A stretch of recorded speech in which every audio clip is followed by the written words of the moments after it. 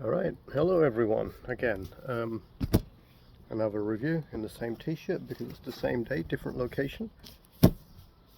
This is a book. This is Witchcraft for Wayward Girls by Grady, Hendrix.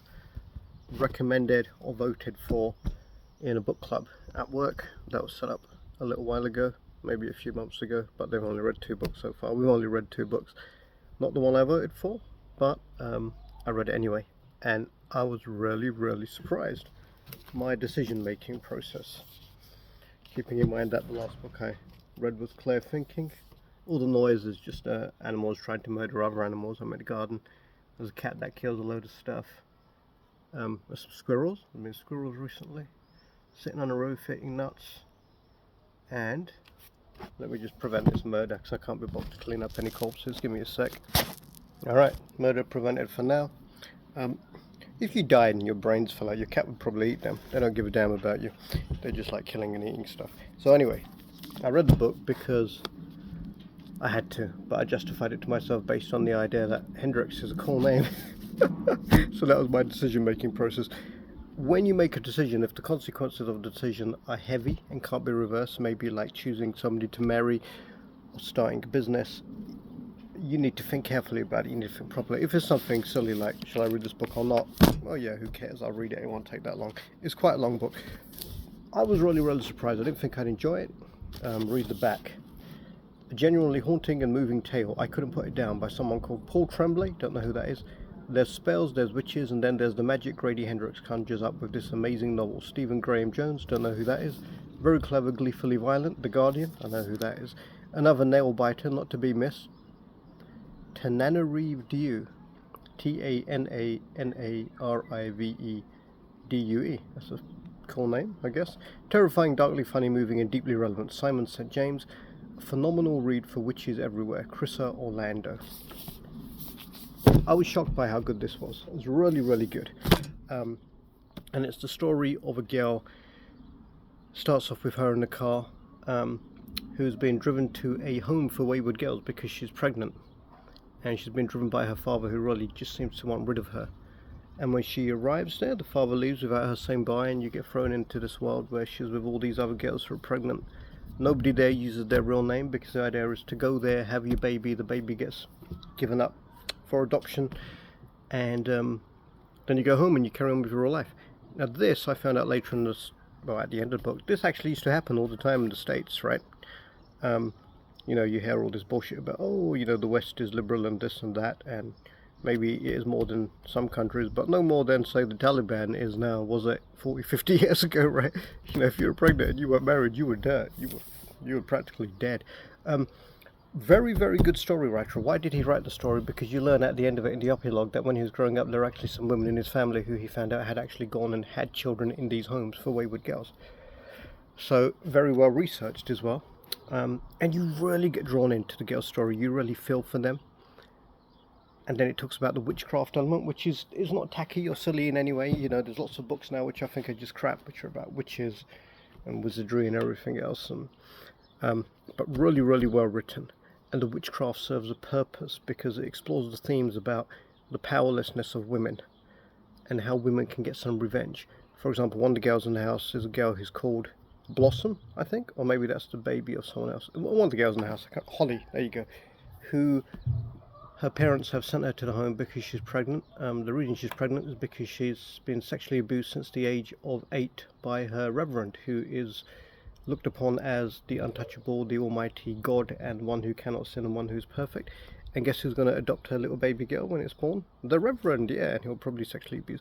So you, and the thing is, the way it's written, and given the historical context, and given even what comes out now about religious evangelical leaders in places like America and other places, yeah, probably was a lot of raping and impregnating going on, little children.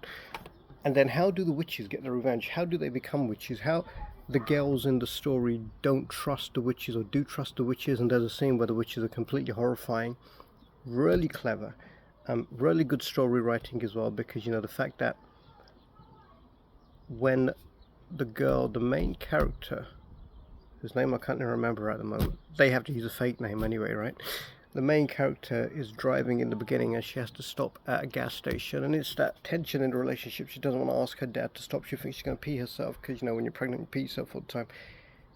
And then she knows when she walks out of the car, everyone's going to look at her, with her pregnant belly and think, oh, Alabama trash.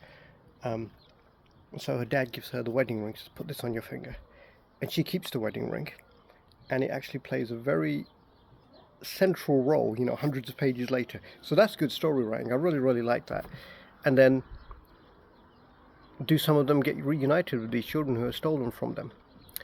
Do the witches get them? Because if the witches get them, they're screwed. The witches want a new witch. They want a victim. The witches also give the girls in the house some power to control, to get revenge for the things that have been done to them.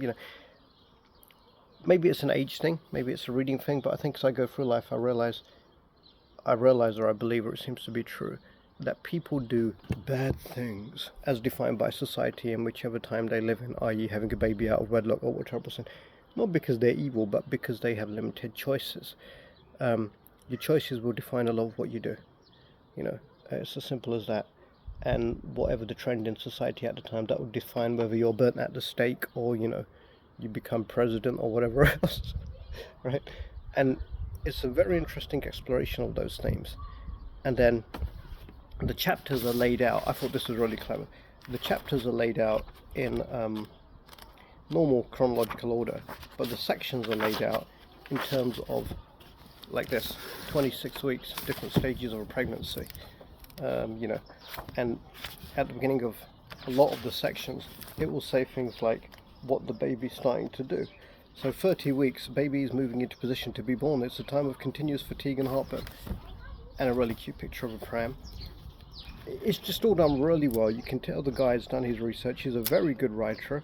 And let me read you a bit about the guy. I'd never heard of him before. Grady Hendrix is an award-winning novelist and screenwriter living in New York City. He is the author of several New York Times bestsellers, including How to Sell a Haunted House, The Final Girl Support Group, The Southern Book Club's Guide to Slaying Vampires, and many more. See, they've all got, like, The Southern Book Club's Guide to Slaying Vampires. I'd hear that and I'd think, oh, that's going to be crap, right? As I would have done if I'd heard this title. But really, I'm surprised by how damn good it is.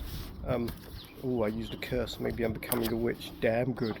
Sprinkle holy water on me. Anyway, let's not be facetious. But I recommend this. And then there's sections on how to be a groovy witch. So it all seems a bit silly and a bit teenage, but it's actually so damn good, so well written. And I think that silliness and that teenageness is deliberate, because it's the stage of life that the central characters in the book were going through. And some of the scenes in there, like, he can write really frightening stuff when necessary. And he develops the characters well. Everything is done well. I like to look at the craft of writing as well as to just enjoy a good book, because I like writing, and I've said this in other reviews as well. For a musician, let's say if you play guitar, it's the most popular instrument in the world, right? And you're quite serious at it, a lot of different techniques and everything, and then you hear a really good guitarist, you're going to appreciate it more than somebody who just likes music, because you understand the craft and the work that went into that, and you hear something that's a bit unusual, and it's just amazing.